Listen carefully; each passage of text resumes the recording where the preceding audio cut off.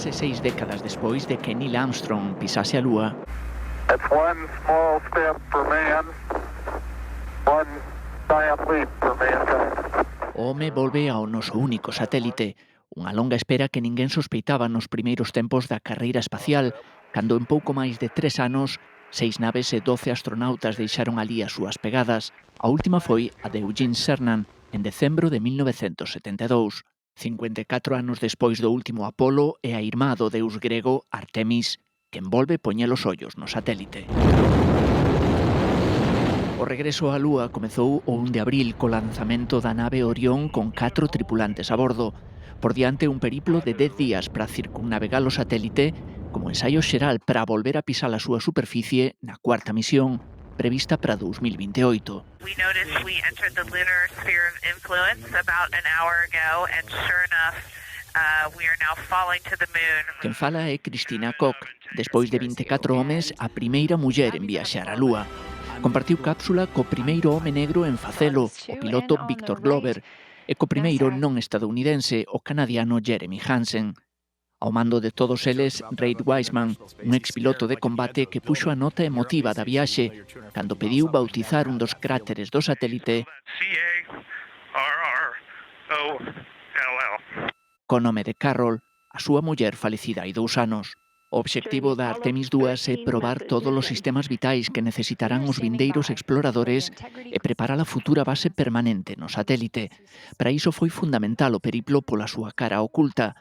Os 4 da Orión presenciaron rexións nunca antes vistas polo home, con especial atención a 35 puntos clave. We don't expect to see very bright colors on the moon, but some colors, browns, greens, things like that, give us an indication of what chemicals are there. And that can be very interesting both to explain how the moon formed with the Earth, how different is it from Earth, but also whether any of these elements could be usable in the future, whether they're usable to make rocket fuel or air or water for drinking, or whether they'd be useful for building materials, like to build up a base on the moon. Na nova carreira espacial xa non está a Unión Soviética, pero hai outros actores, multimillonarios con soños de grandeza e novas potencias como a China, que xa puxo na Lúa as súas primeiras sondas robóticas e que aspira a levar os seus astronautas en 2030.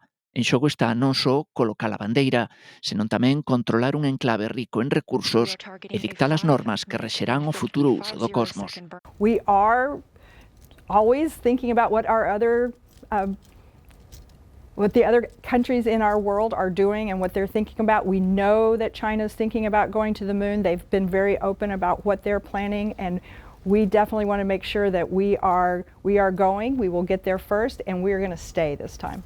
A Artemis 2 é unha misión preparatoria, pero que trae de volta á Terra algúns fitos para a historia da exploración espacial, como registrado no 6º día da viaxe, cando os seus 4 tripulantes se situaron a 406.772 kilómetros da Terra. Nunca un ser humano se afastara tanto do seu planeta. A Orión pulverizaba unha marca que desde hai 56 anos posuía o Apolo 13. We do so in honoring the extraordinary efforts and feats of our predecessors in human space exploration. But we most importantly choose this moment to challenge this generation and the next to make sure this record is not long-lived. A Lúa xa non é a meta final que obsesionaba os exploradores dos anos 60. Agora é un trampolín para un obxectivo aínda máis ambicioso, o desembarco en Marte, o novo soño dunha humanidade que volve mirar as estrelas.